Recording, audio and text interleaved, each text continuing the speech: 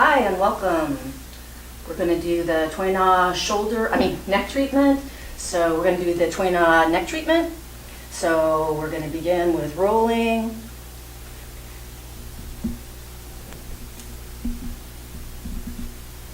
I really like to get below the clavicle.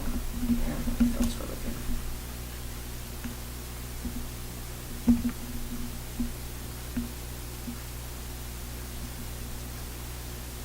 He has a nice tall body, so I can get in the rhomboid area, which is nice, and definitely levator scapula.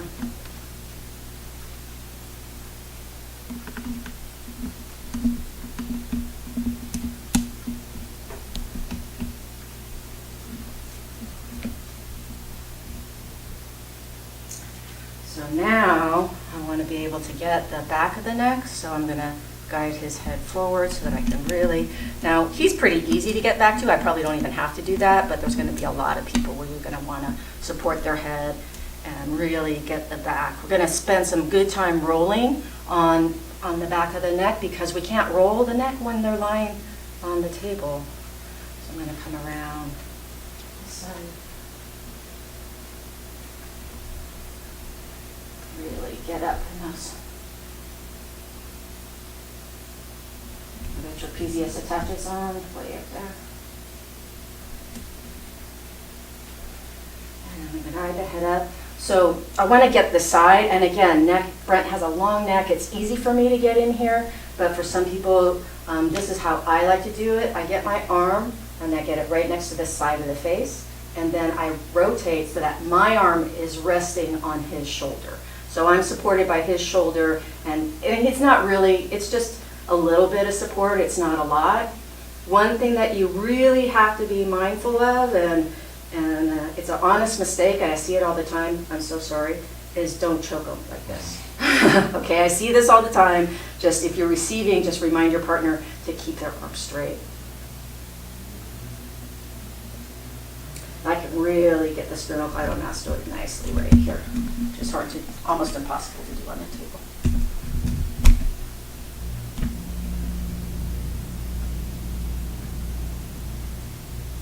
And I'll guide the head up with both my arm and my hand, and then I'll switch sides.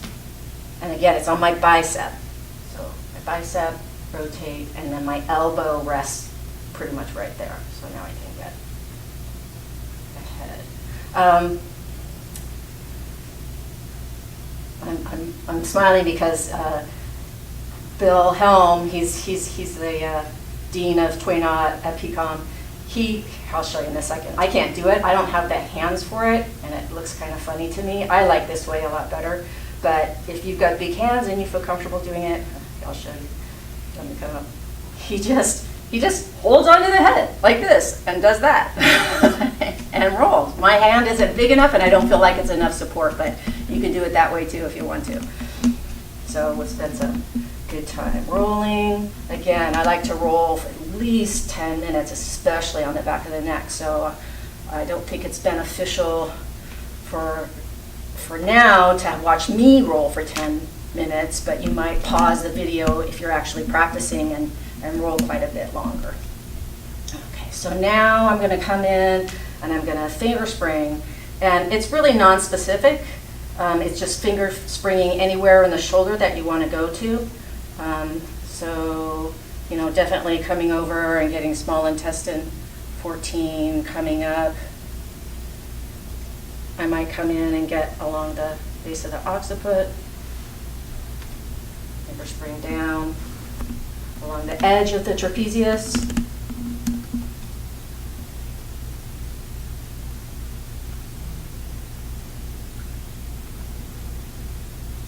Come back along the scapula. So really following any pattern that you want to, but definitely you want to get along the occipital ridge.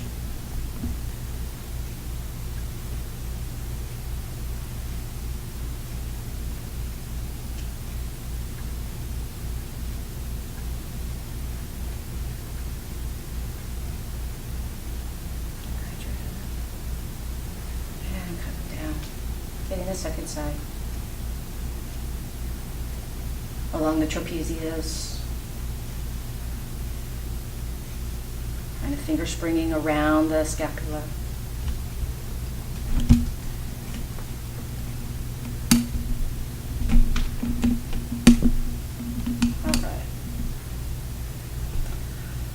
So now we're going to go into working the points.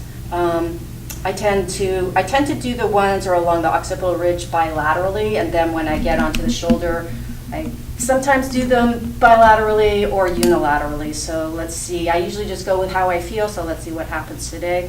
We're going to start up here at the top, and I'm going to Na gallbladder 20. So again, see his body's gently rocking. That's what I want.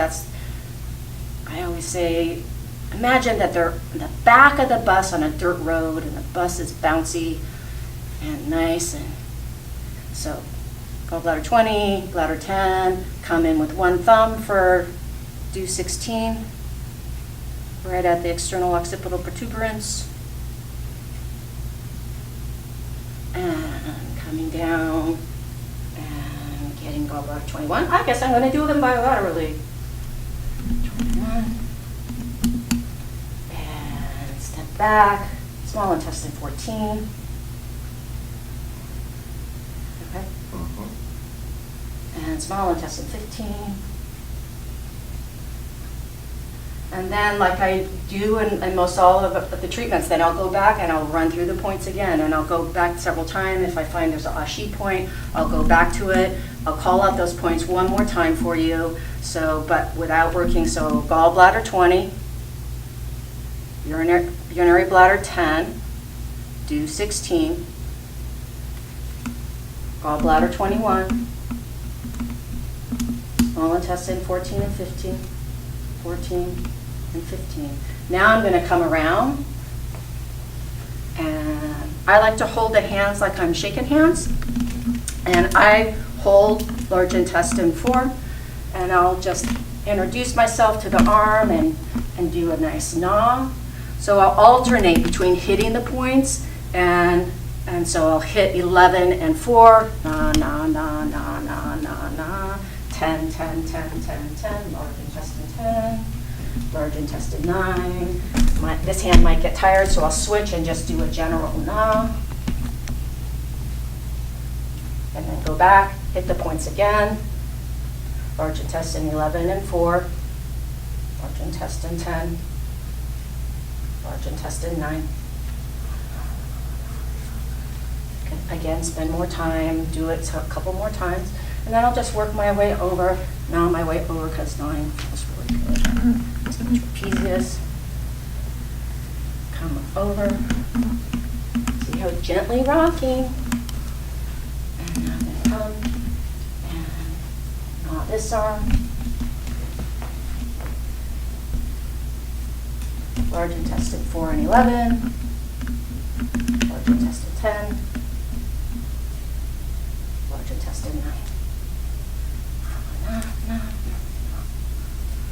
Get in the, and get the points again. Large intestine 11 and 4. Large intestine 10. Large intestine 9. Oh, just a little here. Let me do it on this one. So when I press the point, I curl these. I hold hands, but then I curl my 2 fingers under to have a little support for the hand, and then I press the point, so it kind of looks like that. Thank you. And then we'll roll a little bit, because we just press points. We're going to do a really nice passive joint movement. So I call it, say yes. So the movement is they're going to nod their head yes. So I stand to the side, and one hand is on the forehead, and I use my thumb and my index and middle finger. My thumb is the stronger than these guys, so I do both sides. So I get my thumb, I get my hand. If I can get mastoid process to mastoid process on both sides, that's optimal, but you might have a smaller hand with working on a person that has a bigger neck, so just work with what you got. So I come in, and I hold just below the mastoid process, and I'm not going to do the move yet. I'm going to just tell my client, okay, this is what we're going to do.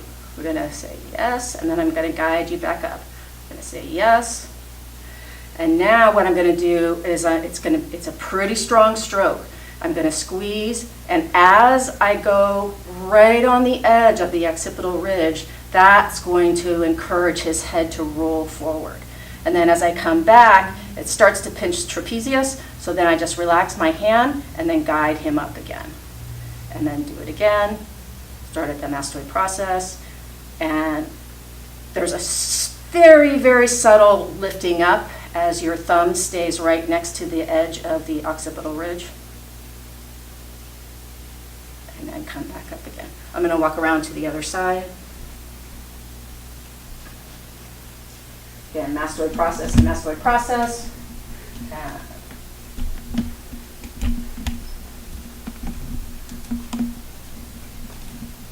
Practicing that.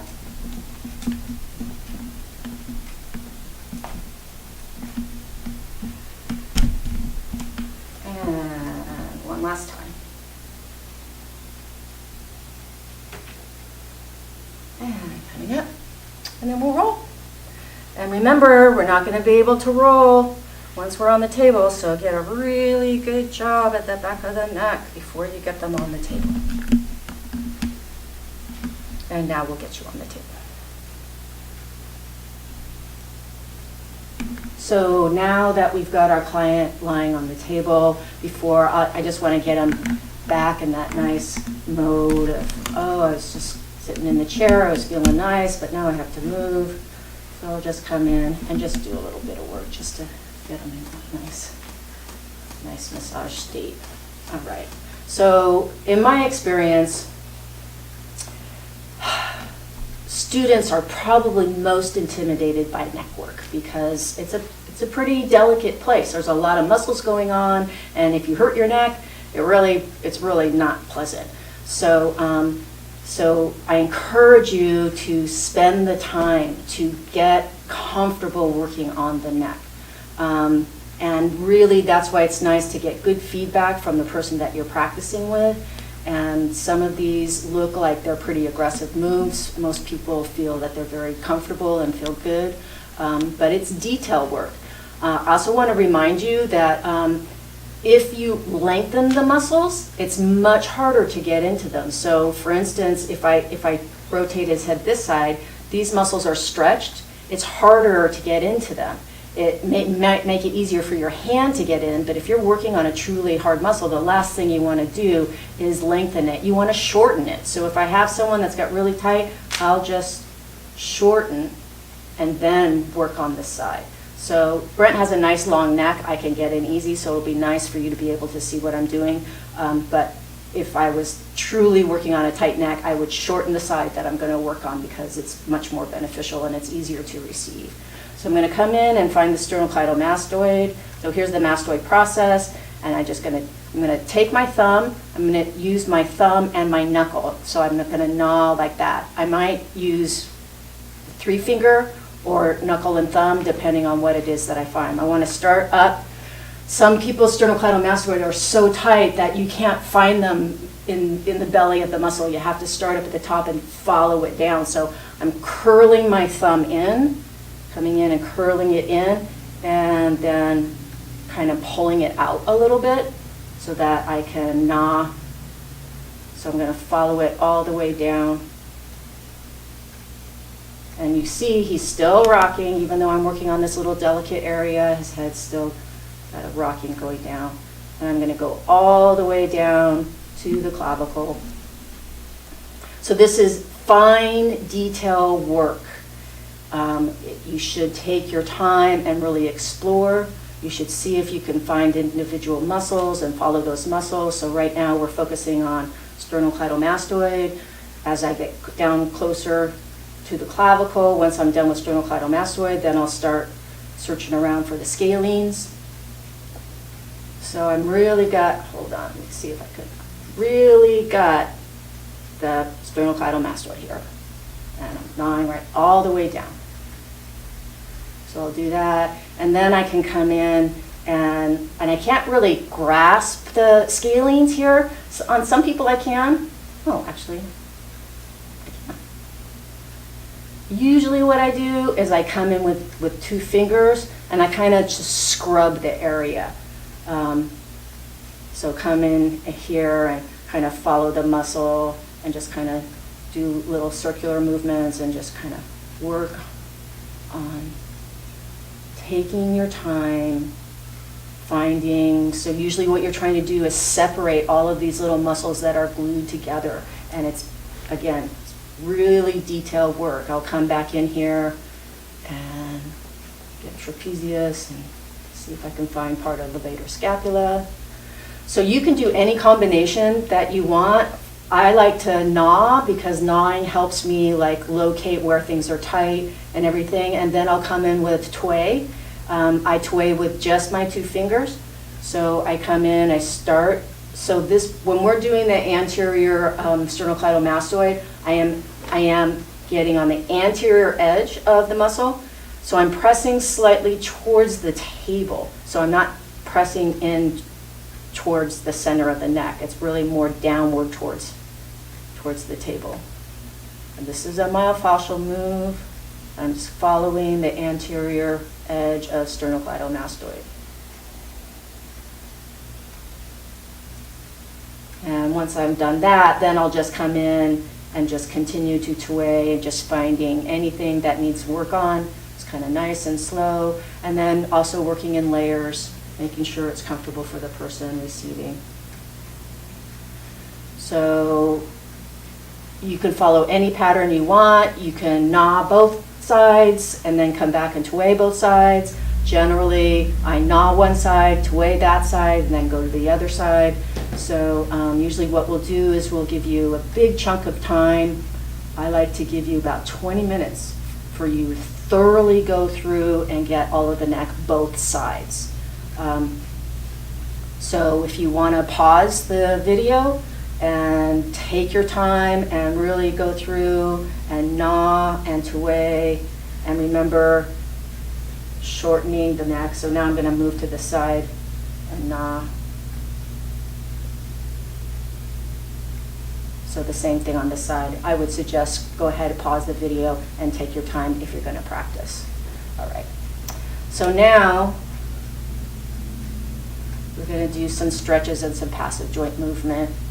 So tractioning the head. It's one of those things you got to figure out how your hand works. I've done it differently over time.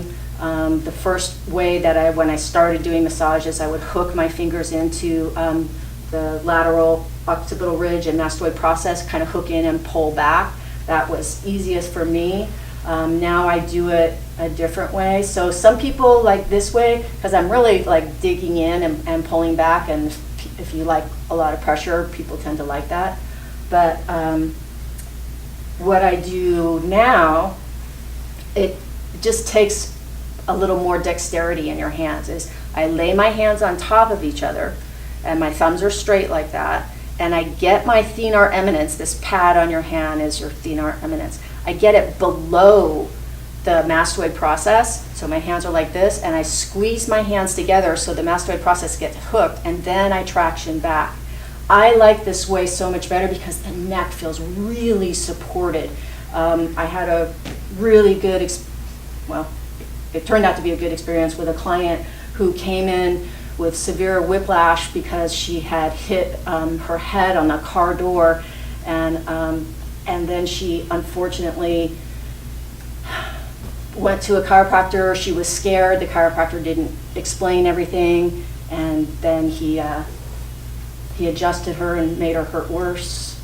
So then she came to me, and she's like, okay, I want you to work on my neck, but you can't touch my neck. So I'm like, oh, okay, I can't touch your neck. So I'm really good on the shoulders, really good on the arms. And then I came in and I didn't really traction. I just held her neck this way, and it self-adjusted. And her eyes flew open. She said, what did you do? Because it was really loud. And so anyway, story about this move. So I'm going to come in.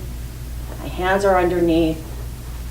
get in a good stance with my feet, squeeze a little bit, and then the thing with tractioning is that it takes time. So you have to hang out. So see where my thumb's here? And sometimes you don't really realize how far you've come until you start releasing. And then all of a sudden you realize how far you came. So you've got to allow the time to happen. You've got to hang out. If you feel resistance, just stay there for a while, and then you might feel things soften, the head subtly moves, you follow it, hang out some more.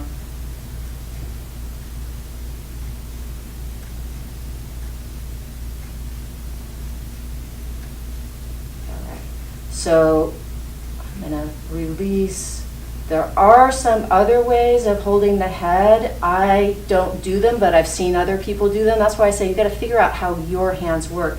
I've seen some people hook the side of their hand right here on the bridge, right here, and then hold the back. So they've got the occipital ridge and right below the brow, and they traction the head that way. I never felt comfortable doing it that way, but I know that some people do. And if you come up with another way that you find you're successful in doing it, then do it that way. All right. So now I'm going to add in a stretch. So I'm going to make sure I rotate. I want to get the lateral side of his head, so I'm going to keep his nose pointed straight up and bring his ear to his shoulder. So now this hand is on the side of the head. Now I just take this hand across and gently give a nice stretch to the lateral side.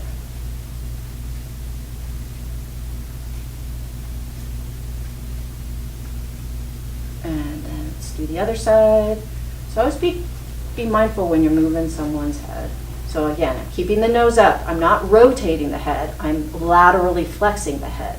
So this hand holds the side of the head. This hand goes to the shoulder and stretches. If you know PNF, you could do PNF here. Proprioceptor neuromuscular facilitation.